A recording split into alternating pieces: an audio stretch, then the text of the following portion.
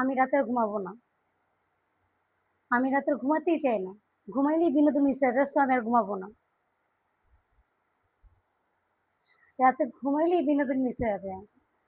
কাদের বিনোদন জানেন?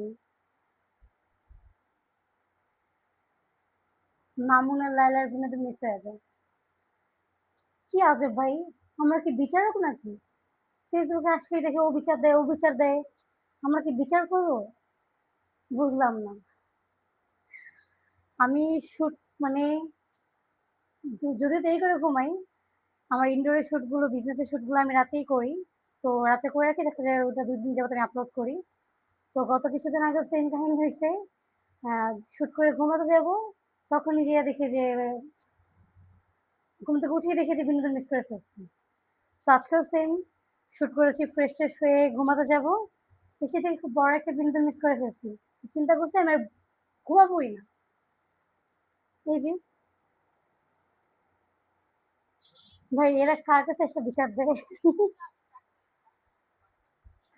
এদের যন্ত্রণায় ফেসবুকে ঢোকা যায় না।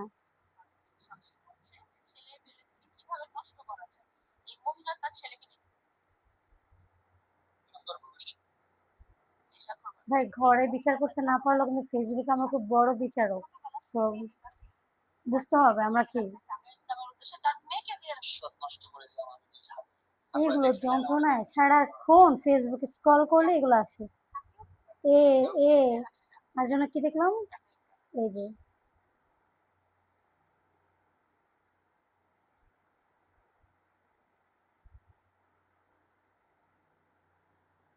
ভাই, এগুলো কোনো কাজ নাই। এগুলো যন্ত্রণায় ফেসবুকে ঢুকতে পারি না। কি যে একটা অবস্থা ভাই! তবে ভাল লাগে, বিনোদন নিতে ভাল লাগে। এরা না থাকলে আসলে ফেসবুকে ঢুকে আমরা মজা পাইতাম না। এদের জন্য আমরা বিনোদন পাই। কিছুদিন পর পর মামুন লায়লা, ছোটবেলায় আলিফ লায়লা দেখতাম, কিন্তু এখন বড় হয়ে দেখি মামুন লায়লা। তো যাই হোক, তারপরে তো বুবলু, বুবলি অপু, মানে কিছুদিন পর পর এগুলো দেখতে হয় আমাদের। আর এই মহিলার কথা কি বলবো, খুব ট্যালেন্টেড ভাই। ফেসবুকে এসে আমরা, বর্তমান যুগে এসে আমরা কথা বলতে পারি না ফেসবুকে, মানে নার্ভাস হয়ে যাই, লাইভ করতে পারি না, কথা বলতে পারি না। এই মহিলা খুব ভালো ভাইরাল ভাই। ভাইরাল হতে চাইলে এরকম হইতে হবে, মানে এরকম হইতে হবে। আমাদের মায়েরা তো মিডিয়ার সামনে কখনো আসবেও না, আর আসলেও তো কখনো কথাই বলতে পারবে না। আর এই